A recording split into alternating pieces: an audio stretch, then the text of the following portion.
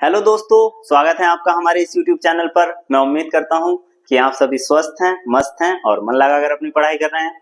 जैसा कि आपको पता है कि ज्योग्राफी की एक बहुत प्यारी सी सीरीज चल रही है। आप सब लोग उसे बहुत ईमानदारी से फॉलो कर रहे हैं, नोट्स बना रहे हैं। नोट्स बनाते रहिए, क्योंकि कंपटीशन में इतना टाइम नहीं होता है कि आप जो है बार बार उन सब्जेक्टों को पढ़ें, नोट्स बनाएं, हर एक टीचर के नोट्स बनाएं। ऐसा नहीं, एक बार ही नोट्स बनाओ, पढ़ो अच्छे से, प्रैक्टिस लगा लो और टेस्ट लगाओ, बस काम पार। अब तो क्या कर रहे हैं, देखो जैसे हमारा इसमें जो है ज्योग्राफी की सीरीज में हमने जो है अपने ब्रह्मांड के बारे में बात कर ली है, वायुमंडल के बारे में बात कर ली है, स्थल मंडल पे हमारी बात हो गई। स्थल मंडल की जब मैंने लास्ट क्लास ली थी तो आपको बताया था कि स्थल मंडल में हमें 4 पार्ट कवर करने होते हैं। जैसे हमने पृथ्वी की आंतरिक संरचना के बारे में देखा था, भूकंप के बारे में देखा था। आज हम जो है ज्वालामुखी और चट्टानों के बारे में डिटेल से पढ़ेंगे और इन्हें कवर करेंगे, और ये कंप्लीट करके हमारा जो है स्थल मंडल पूरी तरीके से कवर हो जाएगा। तो आज हम अपने जो है ज्वालामुखी और चट्टानों के बारे में बात करेंगे। चलिए तो शुरू करते हैं। सबसे पहले हम अपनी चट्टानों की बात कर ले रहे हैं, सॉरी ज्वालामुखी के बारे में बात कर ले रहे हैं, ज्वालामुखी समझ लेंगे। ठीक है, चलिए कुछ बातें मैं बता देता हूं। सबसे पहले आप जो है पृथ्वी के एक हिस्से को देख रहे हैं। ये इस समय मेरे सामने जो है ये पृथ्वी का केंद्र है और ये पृथ्वी की भूपर्पटी है, जिसे आप जो है क्रस्ट के नाम से भी जानते हैं। अब मैंने कुछ बातें जो कल बताई थी, कल मैंने कहा था कि अगर आप पृथ्वी की गहराई में जाते हैं, अगर आप नीचे की तरफ जाते हैं तो तापमान में जो होती है वो वृद्धि होती है। तापमान में क्या हो जाती है? वृद्धि होती है। प्रति 32 मीटर नीचे गहराई में जाने पर 1 डिग्री सेंटीग्रेड ताप में क्या हो जाती है? वृद्धि हो जाती है। और भी कुछ बातें बताई थी, जैसे कि आयतन में कमी आ जाती है, घनत्व बढ़ जाता है। इन सब चीजों के बारे में मैंने बताया था। फिलहाल हमारा जो है टेम्परेचर से मतलब है। अब जैसे हम मान के चल रहे हैं कि जो पृथ्वी का केंद्र है, अगर हम केंद्र की बात कर रहे हैं तो पृथ्वी के केंद्र तक जाने में हमें जो है 6000 डिग्री सेंटीग्रेड तक का ताप देखने के लिए मिलता है। तो इसका मतलब ये है कि नीचे जो भी पदार्थ हैं, अगर वो ठोस अवस्था में भी होंगे, वो तापमान के कारण कैसी अवस्था में आ जाएंगे? द्रव अवस्था में हो जाएंगे। द्रव का मतलब इतनी भी गलित अवस्था नहीं होगी कि बिल्कुल जो है पानी के जैसे, ये बिल्कुल एक जेल के जैसे, जैसे जेल होते हैं ना, थोड़े से सॉलिड और थोड़े से लिक्विड फॉर्म में, मतलब आप इसे जेल का जैसे देखेंगे, है ना। और इसी जेल की जैसी जो आपकी ये संरचना होती है, इसे ही आप नाम देते हैं मेग्मा। क्या नाम देते हैं? मेग्मा। चलिए, तो मैं क्या बताना चाह रहा हूं, जैसे ही आप जो है इस तरीके के द्रव के बारे में बात करें, यही मेग्मा है जो कि बाहरी सतह पर आकर लावा बन जाता है। तो बेसिकली है क्या? ये आपके ठोस पदार्थ हैं, मतलब ठोस तरीके, मतलब भारी पदार्थ है द्रव अवस्था में। तो अब मान के चल रहे हैं कि यहां से कोई ये आपके द्रव जो है वो बाहर की तरफ निकलते हैं इस तरीके से, और इस तरीके से जो है वो हर तरफ फैल जाते हैं, है ना, इस तरीके से। तो जहां से ये निकल रहे हैं, यहां से इसे आप पढ़ते हो ज्वालामुखी का मुख। क्या पढ़ते हो? ज्वालामुखी का मुख, ज्वालामुखी मुख। ठीक है, ये ज्वालामुखी क्या होता है? यही ज्वालामुखी वो होता है जिसे आप क्रेटर के नाम से जानते हो। किस नाम से जानते हो? क्रेटर। कभी कभी ऐसा होता है कि आपकी जो ज्वालामुखी होती है वो ठंडी पड़ जाती है, मृत्यु ज्वालामुखी या निष्क्रिय ज्वालामुखी होती है, और क्रेटर का आकार जब ज्यादा बढ़ जाता है कभी कभी, तो यही क्रेटर आपका बन जाती है क्रेटर झील। क्या बन जाती है? क्रेटर झील। तो बताओ जरा, भारत में कौन सी क्रेटर झील है ना, आपको ये कमेंट कर देना। चलिए कि क्रेटर झील कौन सी है भारत में। वैसे बता दूं मैं, कमेंट का तो मुझे पता नहीं, ठीक है।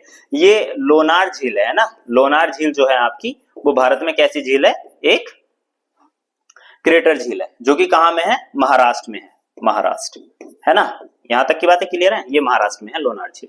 तो ये कुछ बातें मैंने बताई है ज्वालामुखी के बारे में कि ज्वालामुखी कैसे होती है, क्या इसका काम होता है। यहां से ना कुछ जो है आपका गर्म जल या भाप या वाष्प या गैसें निकलती हैं। सब तरीके का जो है जल भी निकलता है जो कि गर्म होता है, गैसें निकलती हैं आपकी, बहुत धूल के कण निकलते हैं, है ना, धूल कण। ये सब चीजें जो है इसी से निकलते हैं। ये तो आपका जो हो गया वो लावा हो गया, और यही ठंडा होकर जो है आपका चट्टानों के रूप में होता है। इसी को आप जो है ग्रीजर बोलते हैं। ग्रीजर समझते हैं ना, वो जो गर्मियों में आप, सॉरी सर्दियों में आप ठंडे पानी से नहाते हैं, ग्रीजर का यूज करते हैं, तो गर्म पानी, कुछ इस तरीका ये है जो है ग्रीजर है। ये थोड़ा शब्दों पर आप ध्यान रखना, क्योंकि शब्द ही पूछ ले जाते हैं। कभी कभी ऐसा ही सवाल आ जाएगा, क्रेटर से आप क्या समझते हैं? क्रेटर कहाँ पाए जाते हैं? भूकंप में, ज्वालामुखी में, इस तरीके से कभी कभी बहुत मतलब इतने सिंपल आ जाते हैं। चलिए, तो ये बातें आप समझ गए कि ज्वालामुखी की किस तरीके की बातें हो रही है, ठीक है। अगर आप चाहें तो इसका एक स्क्रीनशॉट ले सकते हैं, मतलब आपको पहले तो मैं यही उम्मीद करता हूं कि आप सभी जो है नोट्स बनाते चल रहे हैं। चलिए अब थोड़ा आगे चलते हैं और बात कर लेते हैं कि सक्रिय के आधार पर, मतलब सक्रियता के आधार पर जो है आपकी ज्वालामुखी कितने प्रकार की है। किसके आधार पर बात कर रहे हैं, सक्रियता के आधार पर। तो जिस तरीके से ज्वालामुखी रहती है उनके भाई रहती है कि एक तो है सक्रियता जो कि बहुत ज्यादा सक्रिय है, विस्फोट होते ही रहते हैं, हर टाइम विस्फोट होते रहते हैं। एक वो जो सुसुप्त है, कभी होते हैं कभी नहीं होते हैं, मतलब सुसुप्त मतलब हल्की सी नींद में है, जगाओगे तो जग जाएगी, एकदम जो है विस्फोट कर देगी, ऐसा जैसे नींद में आदमी रहता है ना, ऐसी रहती है, करेंगी तो बहुत तगड़ा विस्फोट करेंगी।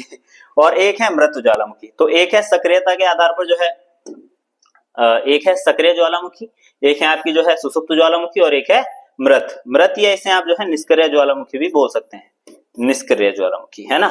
तो ये तीन तरीके की ज्वालामुखी है, एक एक के बारे में डिटेल से बात कर ले रहे हैं। सबसे पहले हम बात कर रहे हैं अपनी सक्रियता के आधार पर। सबसे पहले सक्रिय ज्वालामुखी, देखिए इनकी डेफिनेशन आपसे कोई पूछ नहीं रहा है।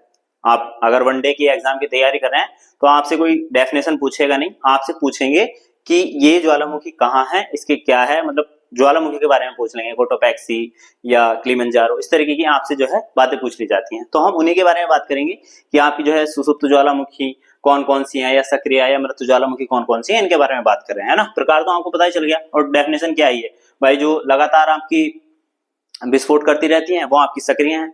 कुछ ऐसी हैं जो सोई हुई अवस्था में है, कभी विस्फोट कर देती हैं कभी नहीं करती हैं। एक जो है बिल्कुल मृत है, बिल्कुल मरी गई है, ये नींद में है, ये बिल्कुल एक्टिव है ना, तुम्हारी तरह। जितने भी आप एमटीएस की और जीडी की तैयारी कर रहे हैं बिल्कुल तुम्हारी तरह है। हालांकि हो तुम भी नींद में, कोई बात नहीं, वरना तभी तो, वरना वीडियो को शेयर कर दिया करो बे। ठीक है ना, तो वो बन जाऊंगा, कौन सा है वो, पुनीत सुपरस्टार है ना वो, हाँ ठीक है। चलो चलिए अब आगे बढ़ते हैं, देख लो भाई। सबसे पहले कुछ ज्वालामुखी के बारे में बात कर ले रहे हैं।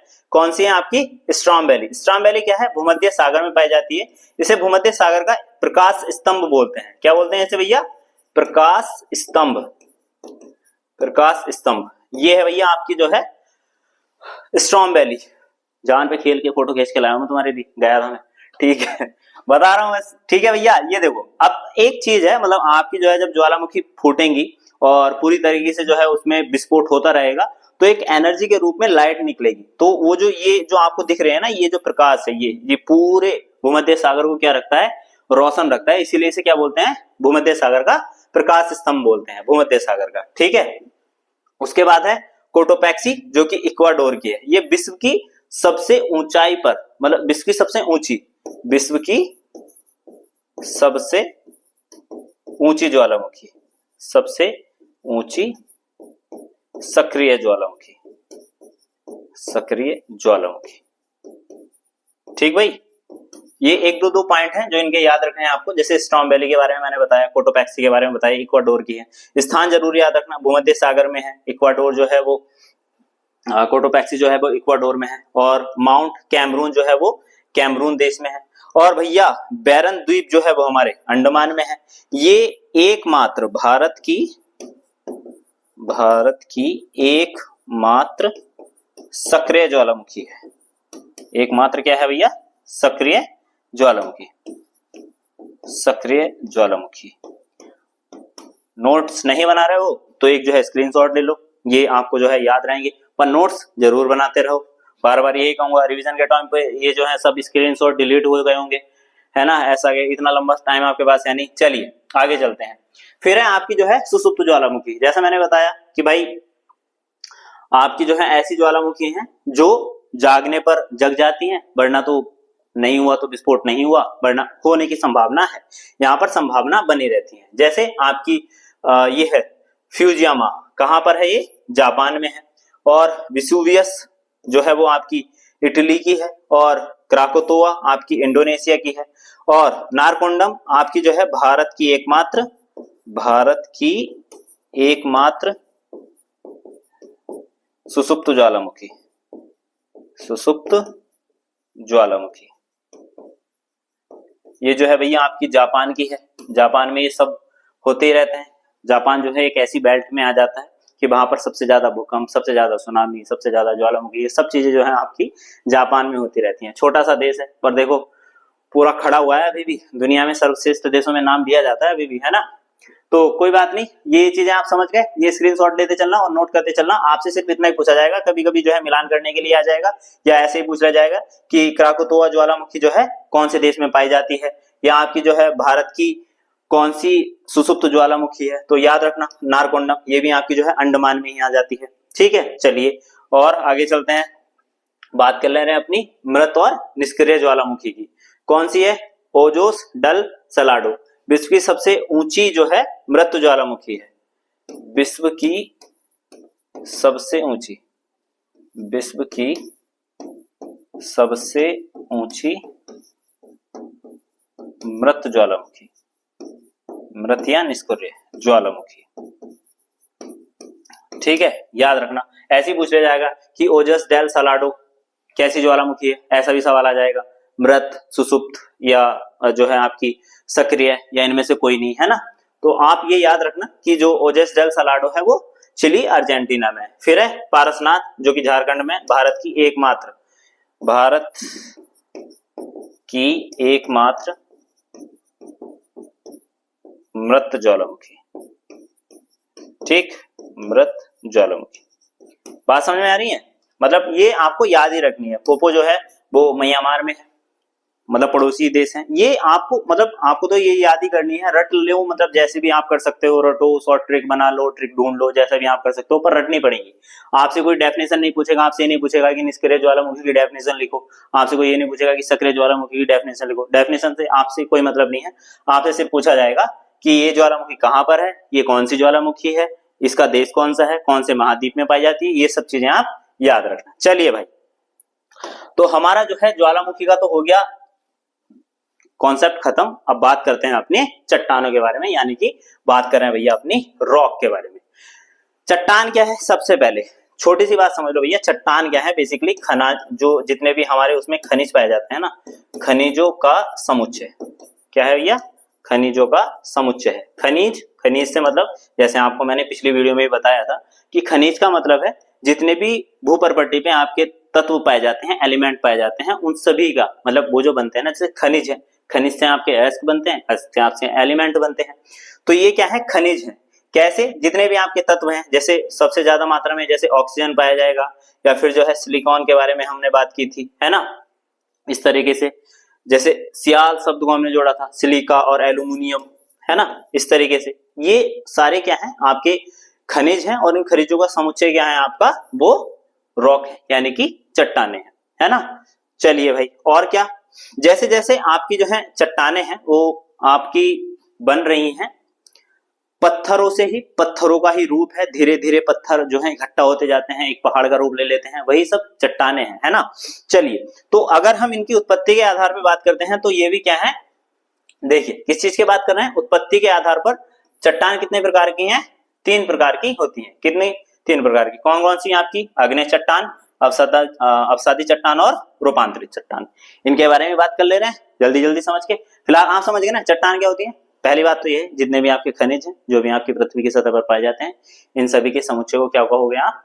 चट्टान कहोगे। चट्टान उत्पत्ति के आधार पर 3 प्रकार की हैं, आग्नेय, अवसादी और रूपांतरित। एक एक को समझने का प्रयास करते हैं। सबसे पहले बात करें भैया आग्नेय चट्टानों की, इंग्लिश में इन्हें बोलते हैं इग्नियस रॉक, है ना।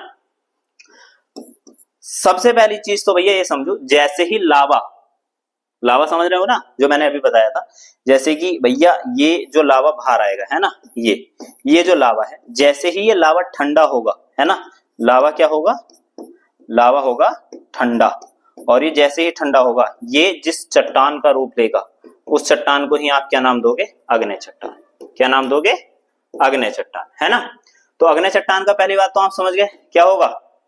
लावा ठंडा होगा, चट्टानों का रूप लेगा, और जो चट्टानें बनेगी वो आग्नेय चट्टान। पृथ्वी पर सबसे पहली बनने वाली चट्टानें जो हैं वो है आपकी आग्नेय चट्टान, ये भी मान के चलना, क्योंकि जब पृथ्वी बन रही थी, जब ये जलता हुआ आग का गोला था, तो अंदर से जो लावा निकल रहा था, बाहर आ रहा था, वो भी तो चट्टानों का रूप ले रहा होगा। तो प्रथम चट्टानें हैं या प्राथमिक चट्टानें हैं, कौन सी हैं भैया? प्राथमिक चट्टानें हैं, प्राथमिक चट्टानें हैं। दूसरा पॉइंट कौन सा याद रखना है? अब इतनी गर्म चट्टानें हैं तो किसी तरीके के जीवाश्म या किसी तरीके की प्रकृति होने की तो संभावना ही नहीं है ना। तो इनमें जीव जंतु वनस्पति, वनस्पति, या शॉर्ट फॉर्म में लिख लो जीवाश्म, जीवाश्म नहीं पाए जाते, है ना, नहीं पाए जाते, नहीं पाए जाते भैया, है ना। तो पृथ्वी की पहली चट्टानें हैं, प्राथमिक चट्टानें बोल लो। और ये मैंने कॉन्सेप्ट समझा ही दिया, अग्नि चट्टानें कैसे बनती हैं। इसमें जो है जीव जंतु या वनस्पति किसी तरीके की पाई नहीं जाती है ना, बिल्कुल जो है सूखी है। और क्या है, दानेदार, रवेदार या दानेदार, रवेदार या फिर दानेदार, दानेदार चट्टानें हैं, है ना, दानेदार चट्टानें हैं। और अगर इनके एग्जाम्पल की बात कर रहे हो, एग्जाम्पल के रूप में आप देख सकते हो, जैसे ग्रेनाइट हो गया, ग्रेनाइट बता रहा हूं, ग्रेफाइट हो गया, और आपका जो है गैब्रो हो गया, गैब्रो, और जो हो गया भाई बेसाल्ट हो गया, बेसाल्ट हो गया, है ना। ग्रेनाइट, ग्रेनाइट, ग्रेनाइट, ग्रेफाइट, ये थोड़ा कंफ्यूजन है, मतलब ग्रेनाइट ही है, ठीक है। चलिए हो गया भाई, अब आगे चलते हैं। मतलब ये आप समझ गए, ये इस तरीके की जो है इसमें एग्जाम्पल है। प्राथमिक चट्टानें हैं, जीव जंतु नहीं पाए जाते हैं, जीवाश्म पाए जाते हैं, और सॉरी जीवाश्म नहीं पाए जाते हैं, रवेदार और दानेदार, और आपकी जो है ये इसके एग्जाम्पल हो गए। अब आगे चल रहे हैं, कुछ देख ले रहे हैं, और आपकी जो है अवसादी चट्टानें। पहले बनने का कॉन्सेप्ट देख लो भाई, ये तो हो गया। अब क्या होगा, जैसे आपकी जो है कोई भी एक चट्टान है, जैसे ये आपकी कोई चट्टान है, मान के चल रहे हैं ये आपकी अग्नि चट्टान है, इस पे क्या हो रहा है भैया, मतलब बारिश पड़ रही है, ठीक है, ये बारिश पड़ी इस पे, और बारिश पड़ने से इसने क्या किया, नमी को एब्जॉर्ब किया। क्या हुआ, नमी को इसने क्या कर लिया भाई, अपने अंदर एब्जॉर्ब कर लिया नमी। तो इसमें जो है ये पानी के कण इकट्ठा हो गए, है ना। अब क्या होगा, हमारे यहाँ सूर्य देवता, और सूर्य देवता ने क्या किया, इस पर अपना प्रकाश बरसाया। प्रकाश बरसने से क्या होगा, इसमें से बाष्पीकरण होगा, बाष्पीकरण हुआ, और बाष्पीकरण होने के कारण ये जो इसमें दरार आ गई होगी ना बीच में, आपको पता है जब चीजें सूखती हैं तो दरार टाइप की पड़ जाती है, छोटे छोटे कणों में टूट जाती है, तो दरार बनी, दरार से ही आपकी जो टूटती रही, उनसे क्या बने, छोटे छोटे और टुकड़े हुए, इनके दरार के टुकड़ों में बट गई, टुकड़े हुए दरारों के ही। फिर आपकी जो है बड़ी तेजी से हवा चली, या फिर पानी की लहरें आई, हवा आई, हवा या फिर पानी, ये सब चीजें जो है चट्टानों पर टकराई, और यहां से इन्हें जो है बहाकर ले गई, कुछ इस तरीके से। फिर और दूसरी बार हवा आई, फिर और बहाकर ले गई, ठीक है। तो कुछ इस तरीके से ये परतदार आपकी चट्टानें बनेंगी, क्योंकि एक चट्टान बनने में ये तो है नहीं कि 1-2 साल में या जो है 10-15 साल में बनेगी, कहीं कहीं हजारों सालों का समय लग जाता है, लाखों सालों का समय लग जाता है कभी कभी, है ना। तो ये तो मैंने कॉन्सेप्ट बनाया कि कैसे आपकी जो है अवसादी चट्टानें बनेंगी। तो अग्नि चट्टानों के टूट फूट से, कौन सी, अग्नि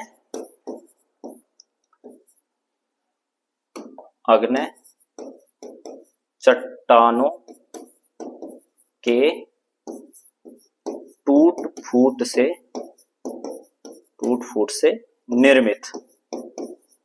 से निर्मित चट्टान आपकी कौन सी होंगी, निर्मित चट्टानें कौन सी होंगी, आपकी अवसादी चट्टानें होंगी। तो इसे आप द्वितीय चट्टानें भी बोल सकते हैं, अवसादी चट्टानें, ठीक है। जब ये हवा चल रही होंगी तो कुछ जीव जंतु भी यहाँ पर होंगे, हवाएं होंगी, उसके नीचे दब गए होंगे, कुछ पेड़ पौधे भी उत्पन्न हुए होंगे, फिर से जब हवा होगी दब गई होगी, तो हर तरीके की क्या है यहाँ पर जीवाश्म मिलेंगे। तो इन चट्टानों में जीवाश्म पाए जाएंगे, जीवाश्म की उपस्थिति, जीवाश्म की उपस्थिति आपकी होगी इसमें, है ना, उपस्थिति। उसी जीवाश्म की उपस्थिति से आपको जो है पेट्रोलियम मिलेगा, पेट्रोलियम, या फिर जो है आपको कोयला, प्राकृतिक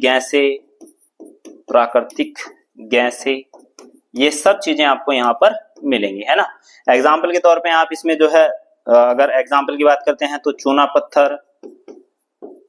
पत्थर या फिर बालू पत्थर या फिर सील्ट, है ना, ये सब चीजें जो है इसमें पाई जाएंगी। मतलब ये सारे इसके पॉइंट हो गए, आपकी अवसादी चट्टानें कैसे बनेंगी, क्या क्या चीजें होंगी, जीवाश्म होंगे, जीवाश्म में आपके पेट्रोलियम, कोयला, प्राकृतिक गैस, ये सब चीजें यहाँ से मिलेंगी, इसलिए आपकी जो है अवसादी चट्टानें उपयोग की दृष्टि से ज्यादा इंपोर्टेंट हो जाती हैं। फिर तीसरी और थी, कौन सी थी आपकी थी रूपांतरित चट्टानें, है ना। रूपांतरित चट्टानें बोल दो, या फिर इसे कायांतरित चट्टान भी बोल सकते हैं, कायांतरित चट्टानें क्या होंगी देख लो भैया। एक चीज बता देता हूं मैं, बहुत ज्यादा ताप के कारण या बहुत ज्यादा दाब के कारण। जैसे जैसे भाई चट्टानों के ऊपर चट्टान के ऊपर और तापमान लगातार सूरज की जो किरणें पड़ रही हैं वो चट्टानों को क्या कर रही हैं, गर्म कर रही हैं, टूट फूट मचा रही हैं। तो अत्यधिक ताप और दाब के कारण परिवर्तन होगा। क्या परिवर्तन होगा? उनके रूप में परिवर्तन हो जाएगा, है ना, उनके जो है आकार में परिवर्तन हो जाएगा, उनकी जो है आकृति में परिवर्तन हो जाएगा। मतलब आकार का मतलब है कि आकार आकृति एक का मतलब नहीं है, आकार का मतलब बढ़ जाएगी, है ना, और आकृति का मतलब है हो सकता है वो किसी भी तरीके की आकृति ले ले।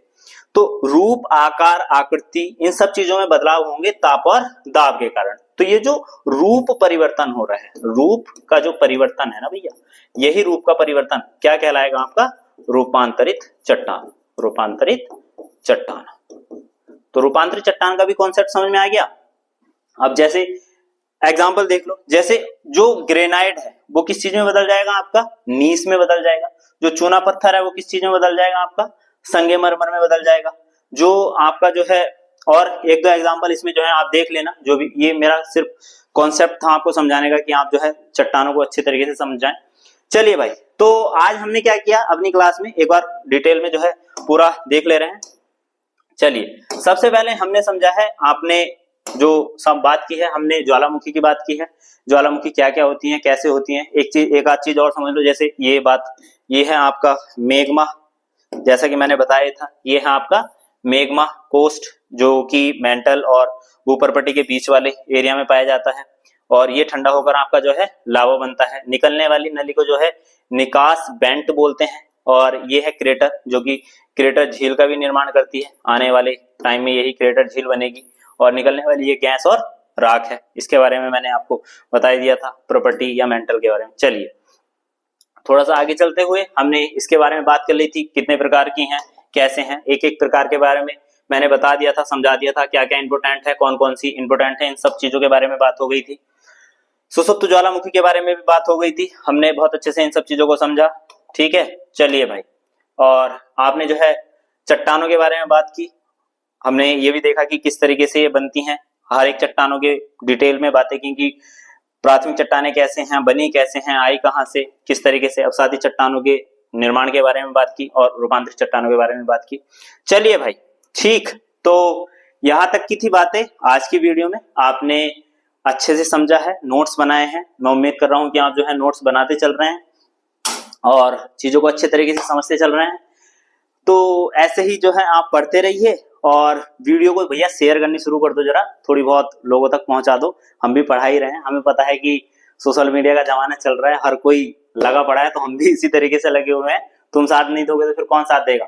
बढ़ाओ, चीजें बहुत अच्छे से चल रही हैं। जो तैयारी कर रहे हैं एसएससी की या एमटीएस जीडी वगैरह, सब तक पहुंचाओ। बहुत बेसिक से चीजें समझाई जा रही हैं और पूरे नोट्स की तरीके से बनवाया जा रहा है। ऐसे ही सारे सब्जेक्टों को कवर करवाया जाएगा। इसके बाद जो है फिर आपके लिए और भी बहुत सारे सब्जेक्ट और सभी सब्जेक्टों की धीरे धीरे शुरुआत होगी। अब जो है आपके जो और टीचर है वो आपके लिए जो है मैथ और रीजनिंग वगैरह और इंग्लिश वगैरह सारे सब्जेक्टों को लाया जाएगा धीरे धीरे।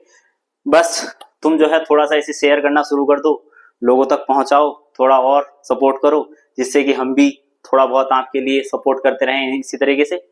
चलिए फिर पढ़ते रहिए, मस्त रहिए, मिलते हैं अगली वीडियो में, तब तक के लिए जय हिंद।